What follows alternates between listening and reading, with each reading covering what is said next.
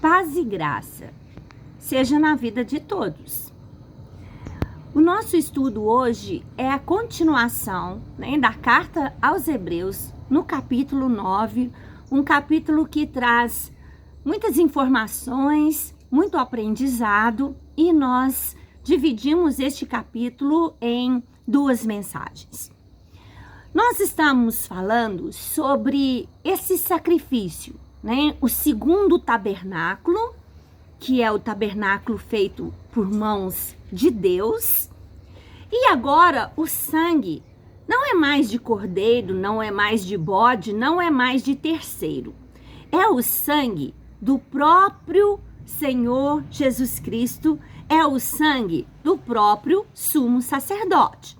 E a partir do verso 12, diz assim, do 13: Ora, se o sangue de bodes e touros e as cinzas de uma novilha espalhadas sobre os que estão cerimonialmente impuros os santificam,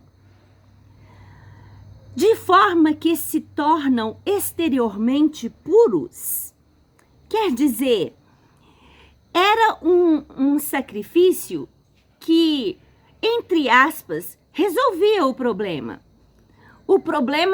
do momento, não perpetuamente. Tinha que fazer uma vez por ano, conforme nós estamos descobrindo. Tinha que estar repetindo. Quanto mais o sangue de Cristo, que pelo Espírito Eterno se ofereceu de forma imaculada a Deus, purificará a nossa consciência de atos que levam à morte. Veja bem uma palavra importante aqui neste capítulo. Quanto mais o sangue de Cristo, que pelo Espírito de Deus, está citando aqui as duas pessoas, da Trindade, se ofereceu. Qual cordeiro, ou bode, ou animal se ofereceu? Nenhum deles. Era puxado ali pela corda, pelo que levava ele, pelo sacerdote, o sumo sacerdote, porque ele não ia por própria conta, tinha que ser levado. Então, esse sacrifício agora, o de Jesus, é diferente. Nós precisamos compreender isso. Olha essa palavra, purificará a nossa consciência de atos que levam à morte. Dessa vez, o sacrifício é poderoso para purificar a nossa mente, quer dizer, da nossa consciência de atos pecaminosos que levam à morte. Vamos continuar. Para que sirvamos ao Deus vivo, existe um para quê. Não é de qualquer forma o sacrifício, como também não é de qualquer forma a pessoa que recebe esse sacrifício, que o aceita, tem um propósito. Qual? Servir ao Deus vivo. Eu agora me torno serva do Deus vivo. Por essa razão, Cristo é mediador de uma nova aliança para os que são chamados recebam a promessa da herança eterna, visto que ele morreu como resgate pelas transgressões cometidas sob a primeira aliança. Jesus morreu também para aqueles da antiga aliança. A palavra de Deus diz que o cordeiro, ele foi sacrificado antes da fundação do mundo. Então, pela fé em Deus, houve sim salvação no Antigo Testamento.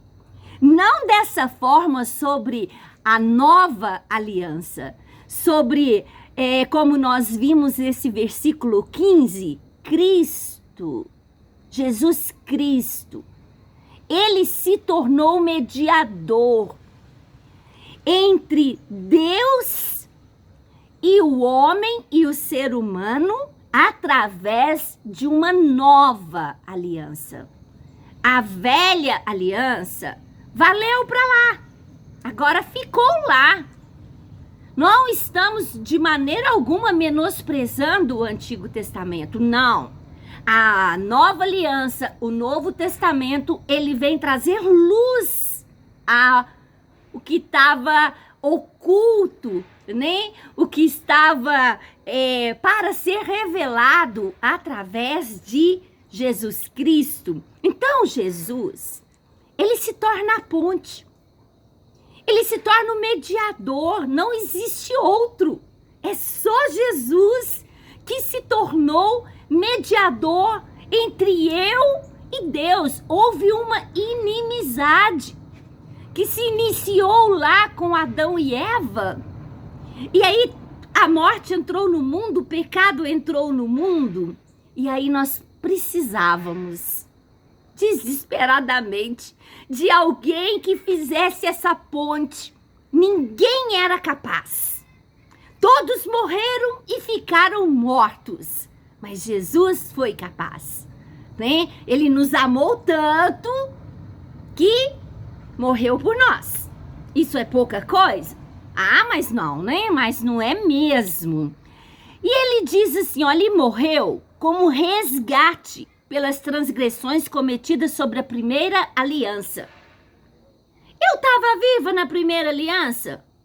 Eu não estava. A primeira aliança, lá da época de Abraão, na época de Moisés, eu não estava viva lá. Como que diz aqui que morreu pelo resgate e esse resgate me inclui? O cordeiro foi imolado antes da fundação do mundo. Esse sacrifício ele foi tão perfeito que ele foi para valer para as pessoas do Antigo Testamento que creram, tiveram fé em Deus, para agora e para o futuro. Jesus já morreu por aqueles que ainda hão de vir e aceitar o seu sacrifício. Olha que lindo, né? No caso de um testamento, é necessário que se comprove a morte daquele que o fez, pois um testamento só é validado no caso de morte, uma vez que nunca vigora enquanto está vivo quem o fez. Por isso, nem a primeira aliança foi sancionada sem sangue. Está dizendo aqui que um testamento, os herdeiros, né, dos seus pais, só tem herança normalmente, né, a não ser que o pai ou o parente, ele já faça uma doação daquele bem, né, mas na sua maioria é sobre a morte do testador, né, da pessoa que está fazendo a doação. Da mesma forma foi Jesus. Ele nos deu a vida eterna. E essa vida custou para Jesus, não foi muito dinheiro, não foi glórias, custou o seu sangue. É o sangue de Jesus, é que lava os nossos pecados, é que nos purifica de todo pecado. Não existe outro. As pessoas estão cegas, elas não querem enxergar. Não existe outra maneira de chegar a Deus. É o mediador Jesus Cristo. Não existe outra forma. É através do sangue de Jesus, que não tinha no seu DNA pecado. O pecado que entrou no mundo através da transgressão de um homem, Adão, né? Nós falamos Adão, foi Adão e Eva, mas Deus chama Adão, né? Quando ele chega lá no paraíso, eles ficam querendo colocar a culpa em Eva, mas Deus chega no paraíso e fala o quê? Adão, né? Então, por meio desse sangue, você pensa, um negócio potente aí para lavar, para tirar gordura, para tirar sujeira. Lê, o sangue de Jesus é infinitamente mais poderoso, porque é para tirar pecado. Às vezes as pessoas podem perguntar assim, mas por quê? Que coisa estranha. Por que tem que ter sangue? Porque só há testamento para um herdeiro se houver sangue, se houver morte. Mas por quê? Eu não entendo. Olha, Deus é santo. E ele não aceita pecado. Ele não aceita imundície.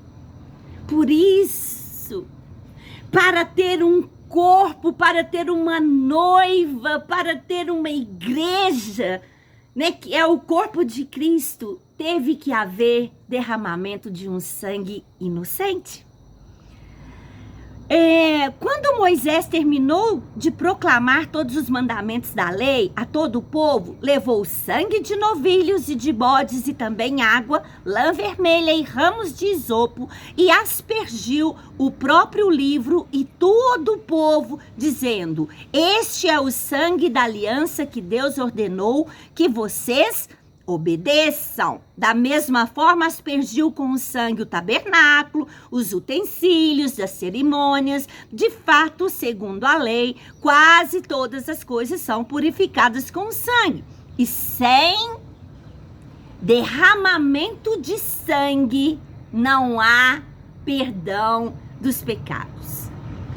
Tudo foi ungido, foi tocado, foi aspergido o sangue de Cristo naquele tabernáculo, naqueles objetos, na bacia que era sacrificado o animal, que era lavado o animal, em tudo era santificado. Como? Aspergindo, né? O sangue de Cristo em quase tudo. Por que quase tudo?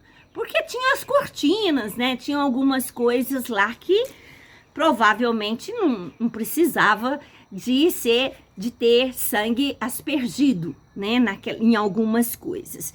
Mas ele continua dizendo assim: portanto, era necessário que as cópias das coisas que estão nos céus fossem purificadas como esses sacrifícios, mas as próprias coisas celestiais com sacrifícios superiores.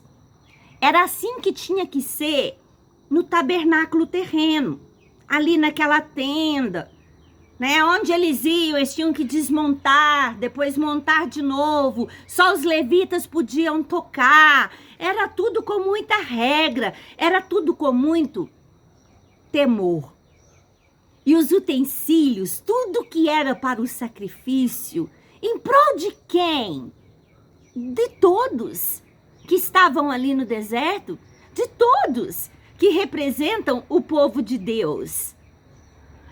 Tem que haver muito temor nas nossas vidas em relação ao que é santo, em relação a Deus, ao nome de Deus, ao nome de Jesus, para não profanarmos, falar besteira. Como disse Davi em uma oração do Salmo, ele diz: Senhor, coloque anjos à porta da minha boca, para que eu não peque contra ti. E ele continua: pois Cristo não entrou em santuário feito por homens, uma simples representação do verdadeiro. Ele entrou nos céus para agora se apresentar diante de Deus em nosso favor. Não, porém, para se oferecer repetidas vezes a semelhança do sumo sacerdote que entra no Santo dos Santos todos os anos com sangue alheio.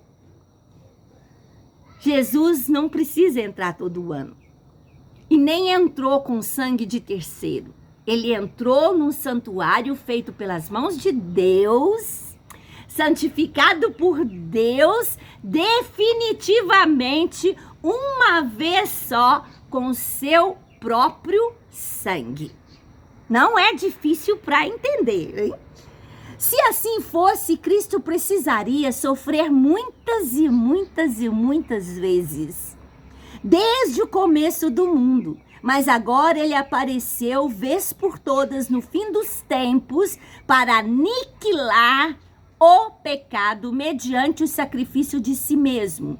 Da mesma forma como o homem está destinado a morrer uma só vez e depois disso enfrentar o juízo, assim também Cristo foi oferecido em sacrifício uma única vez, para tirar os pecados de muitos. E aparecerá segunda vez, não para tirar o pecado, mas para trazer salvação aos que o aguardam.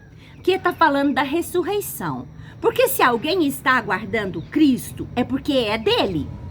É porque tem o selo do Espírito Santo. E só se tem o selo, só se é dele, se tiver o sangue sobre as nossas vidas. Esse sangue não é para tocar, ele é espiritual.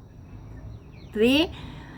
E outra coisa que diz aqui muito interessante é esse versículo 27, muito conhecido, Hebreus 9, 27, afirma uma teoria contrária, porque ele diz assim: da mesma forma como o homem está destinado a morrer uma só vez e depois disso enfrentar o juízo. Esse versículo é um dos versículos que cai por terra qualquer teologia de reencarnação.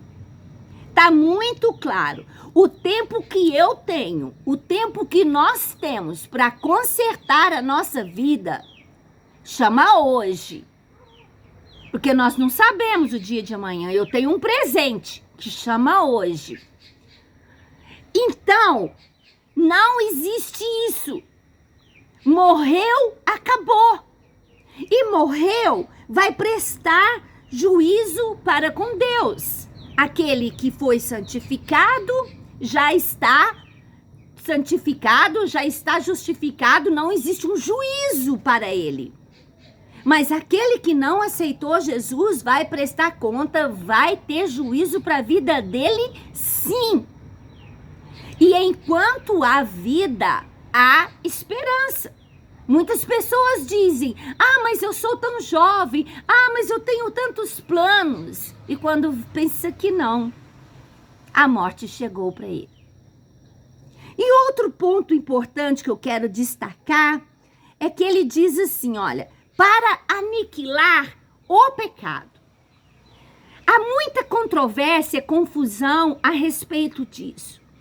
Afinal de contas, Cristo veio morrer pelos meus pecados. Cristo veio morrer para me purificar do pecado, porque ele faz parte da antiga aliança. Como eu posso explicar isso para a gente aqui? Imagine ramificações, um tronco, uma árvore, que é chamada de pecado, e essa árvore, ela tem ramas, ela tem ramificações, né? Então, essas ramificações são do pecado. O pecado que vai expandindo, que vai, de uma certa forma, mudando um pouco daqui, mudando um pouco ali. Mas qual o pecado que condena, que me separou de Deus o Pai? Chama-se o pecado original lá de Adão e Eva. Ah, mas então agora eu continuo pecando? Sim. Enquanto nós estamos ou aguardando Jesus voltar, ou podendo, né, ser chamado a qualquer momento, nós pecamos. Mentiroso é aquele que diz que nós não pecamos, nós pecamos. Só que a Bíblia diz em 1 João 1,9, se confessarmos os nossos pecados, Ele é fiel e justo para nos perdoar os pecados e nos purificar de toda injustiça. Amém? Uma palavra abençoadíssima. E que Deus possa fazer essa obra na vida de todos. Purificar o pecado. nos tornar limpos através de uma confissão, através de Jesus Cristo. Deus abençoe a todos.